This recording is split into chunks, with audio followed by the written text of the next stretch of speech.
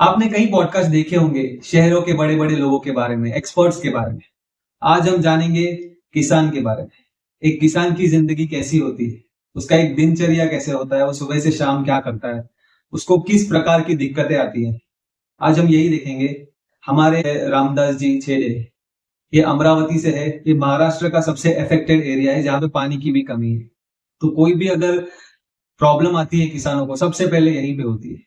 इसलिए मैं इनसे बात कर रहा हूं ताकि इनकी प्रॉब्लम्स हम आम आदमी को समझ में आए।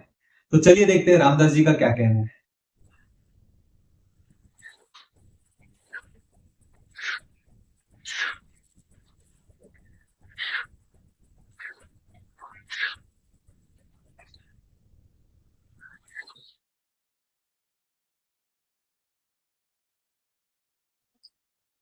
नमस्कार रामदास जी। नमस्कार नमस्कार सर।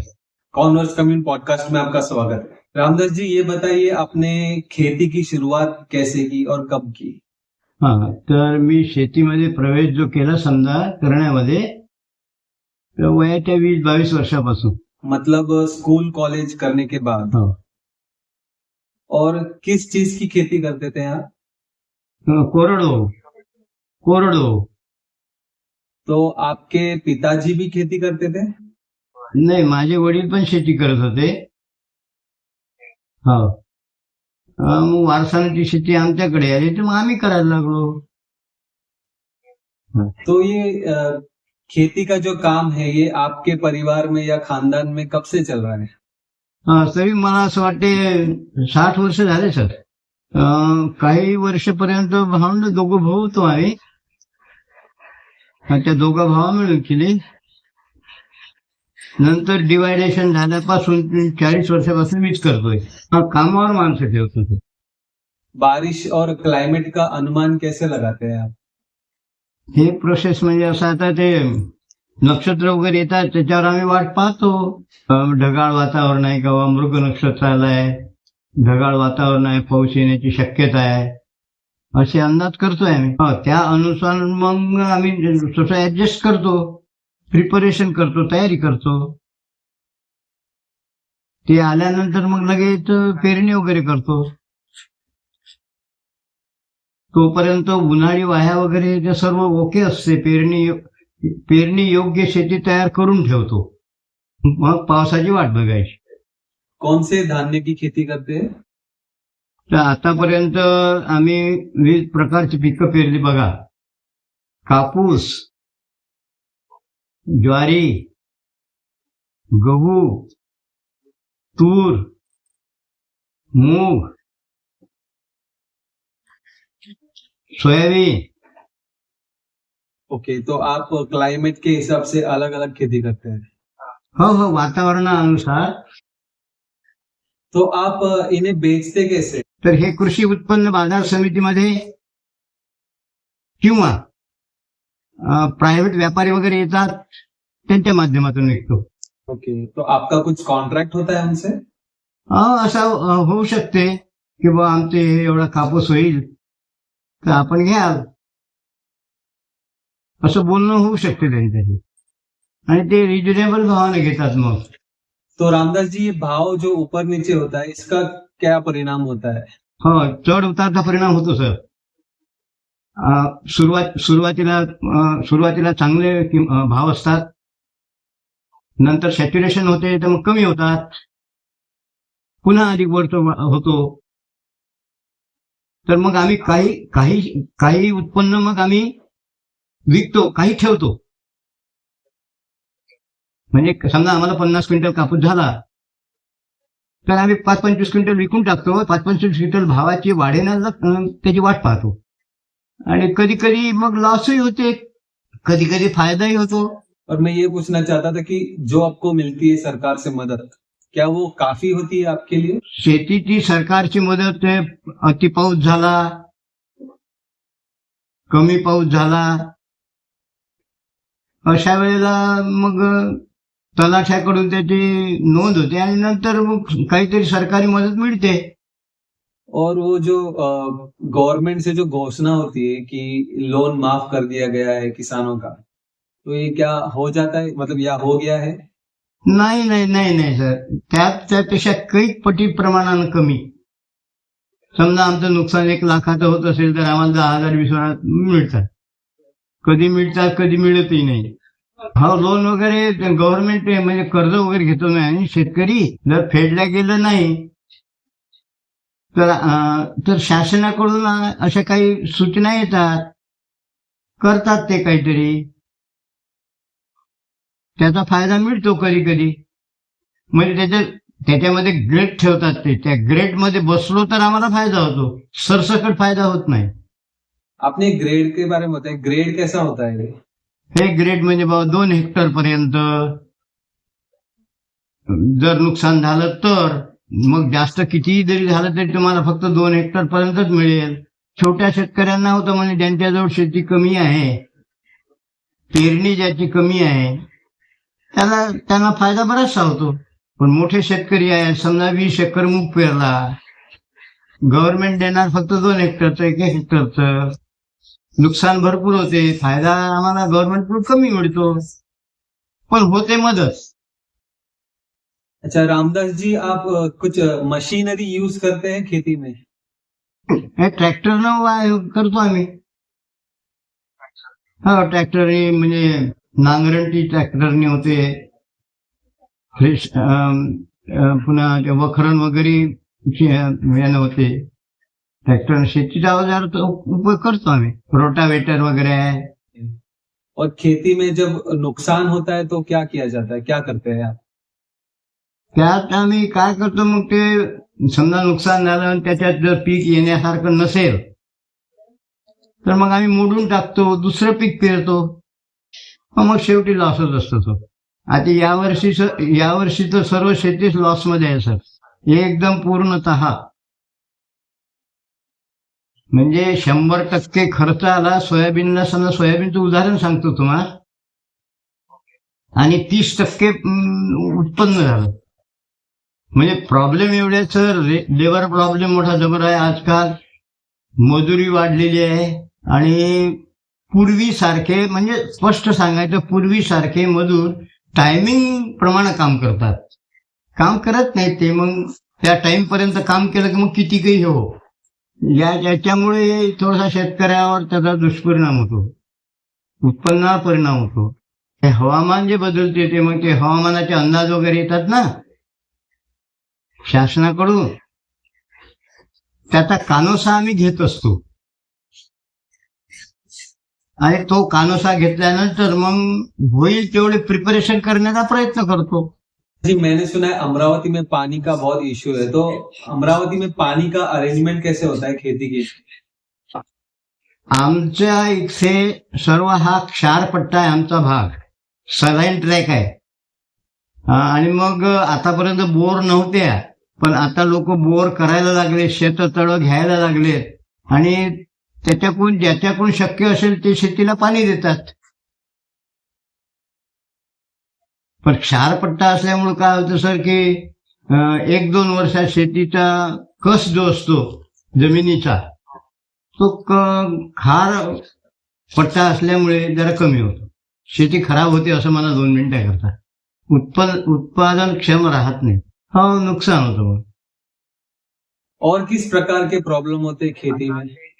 जमीन मालकीच्या, म्हणजे आता जे काही स्वतःच्या आहेत ते करतात, काही लोक म्हणजे लागवड न देतात, बटाई न देतात. आता ते कूळ वगैरेच्या अनेक समस्या निर्माण होतात. पण तरी आता शेतकरी मात्र मुबलक शेती नसल्यामुळे स्वतः कसण्याचा प्रयत्न करतात, शेतमजुराकडून कसून घेण्याचा प्रयत्न करतात. और मुझे ये बताइए कि साइंस का यूज होता है खेती में? हो, विज्ञानाचा भरपूर उपयोग होतो सर. और सरकार की तरफ से लोग आते हैं एजुकेट या ट्रेनिंग करने के लिए, मतलब देने के लिए? हो हो हो हो, येतात ना. हे ग्रामसेवा अधिकारी येतात, ग्रामसेवक येतात, काही तंत्रज्ञ सुद्धा येतात, आणि ते मार्गदर्शन करतात की अमुक फवारा करा, तमुक फवारा करा, अमुक औषध वापरा, तमुक औषध वापरा, असं मार्गदर्शन करतात. त्याचा फायदा होतो. ये हर साल होता है या सीजन में होता है? हो, सीझन मध्ये येतात. हो, मोबाईल वरूनही मार्गदर्शन मिळते, पण फार अल्प शेतकरी घेतात ते. हो, घेतात पण फार थोडे लोक. कारण हे आता म्हणजे आजकाल टेक्निकल युग झालाय ना, ते सर्वांना काही शक्य होत नाही. साधी ई पीक पाहणी सर शेतकऱ्याकडून जमत नाही. तर ते करून घेतो म्हणा आम्ही, म्हणजे निसर्गाच्या पाण्यावर येणारी. तो मैं ये जानना चाहता था कि आपका यहाँ पे कम्युनिटी बन के काम करते हैं या अकेले? नाही, सामुदायिक नाही, कोऑपरेटिव्ह शेती नाही सध्या. तसं पर्सनली एकमेकाला ऍडवाइस करणं, मार्गदर्शन करणं, ह्या गोष्टी घडतात. पण कोऑपरेटिव्ह नाही आहे किंवा 10 शेतकऱ्या मिळून एक शेत केलेलं आहे, एक पीक घेतलेलं आहे, अशा तारखेचं तर आमच्याकडे सध्या नाही. तो कम्युनिटी साथ में चर्चा करती है तो मदद होती होगी. हो हो, नाही, प्रत्येक जण आपापला अनुभव सांगतो ना, त्या अनुभवाचा फायदा होतो. समुदाय नाही भेटत किंवा 10 शेतकरी एका ठिकाणी झाले आणि मग सर्वजण एका प्रमाणात शेती करून राहिलेले आहे, असं नाही घडत. तेही पण नाही घडत.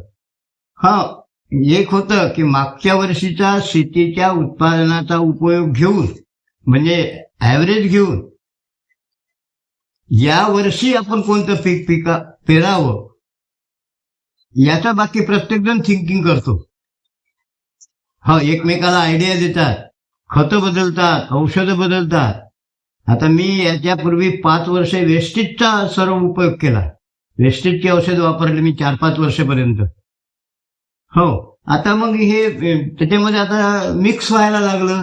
कधी कधी म्हणजे अर्ली इफेक्ट मिळणारी औषधं ही जी नवीन निघालेली आहे, मग त्याचा उपयोग करतात लोक. कारण शेती उत्पादन मिळण्यासाठी जेवढं त्या शेतकऱ्याला करता आलं तेवढं करतो तो आता. एक्झॅक्ट हेच औषध, एक्झॅक्ट तेच औषध, असा तर काही हे नाही करे. वेळ प्रसंगी फेरबदल ते करतात.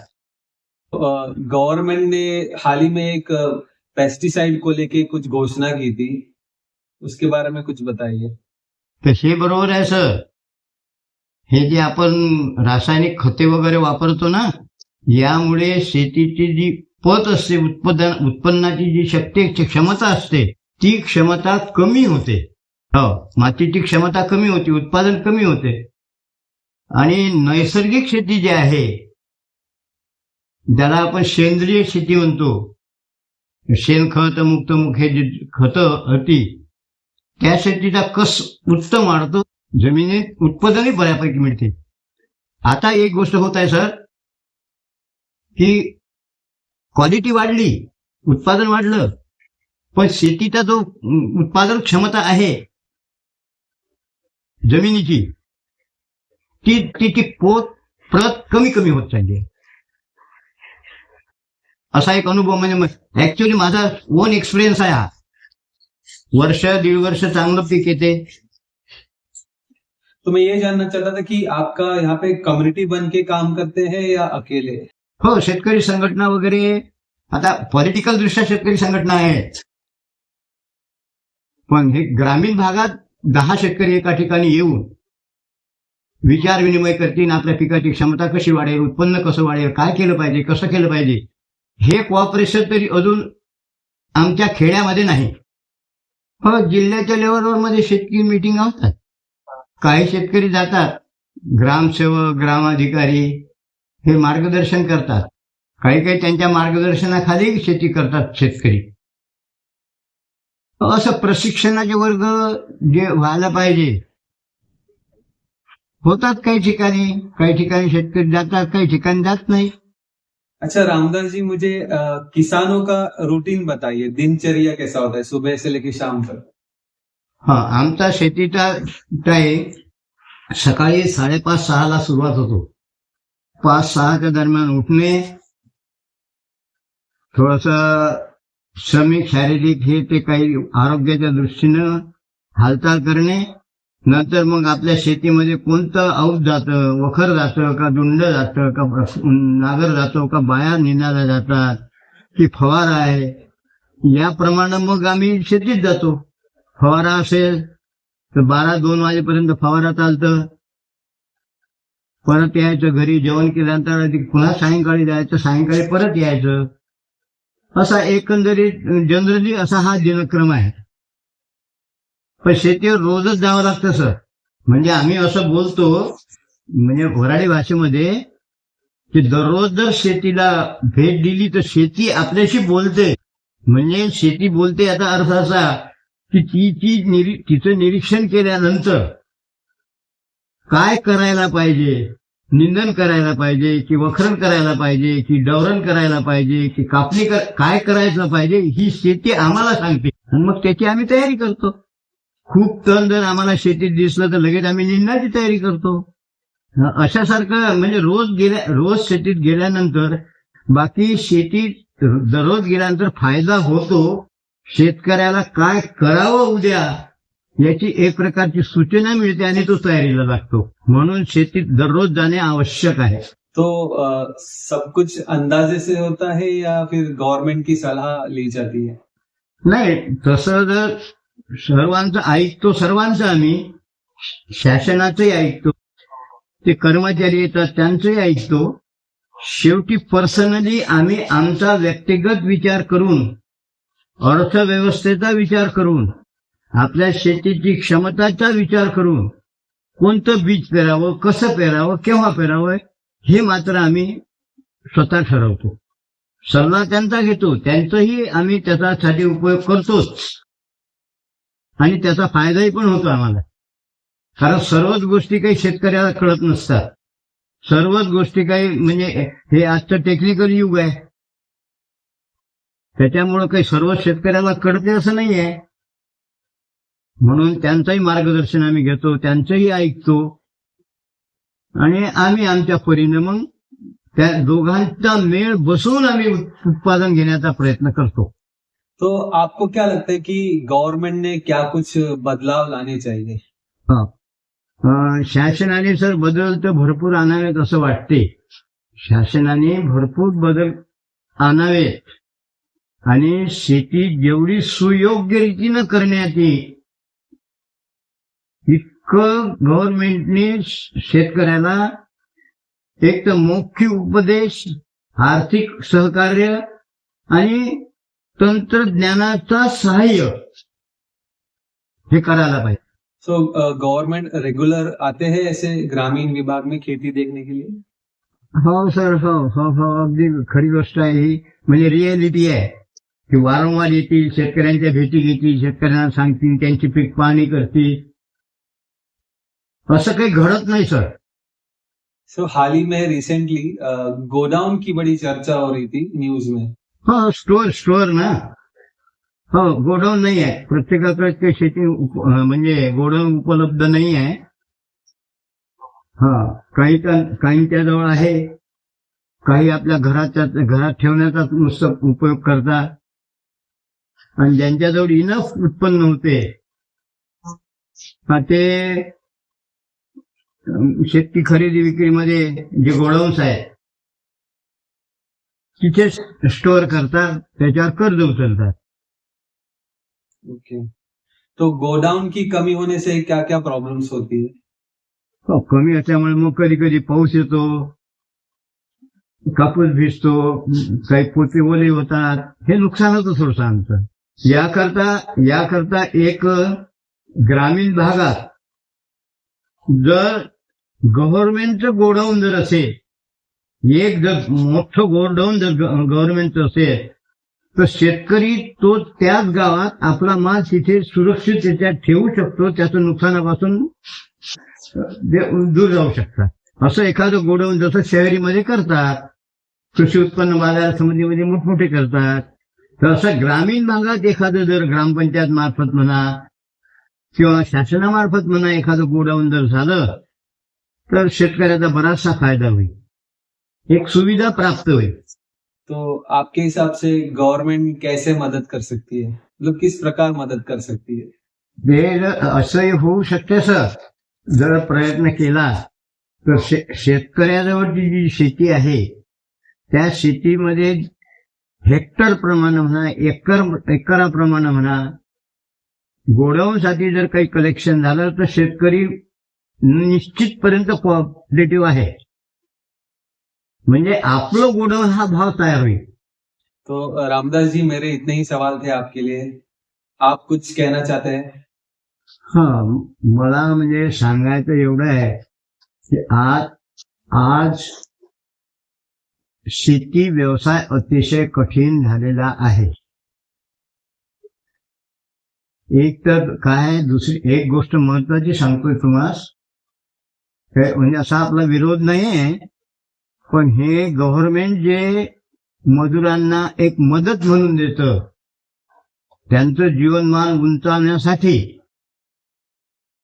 परंतु त्याचा अर्थ असा निघतो सर की काम न करणे हा त्यांचा एक स्वभाव बनून गेला.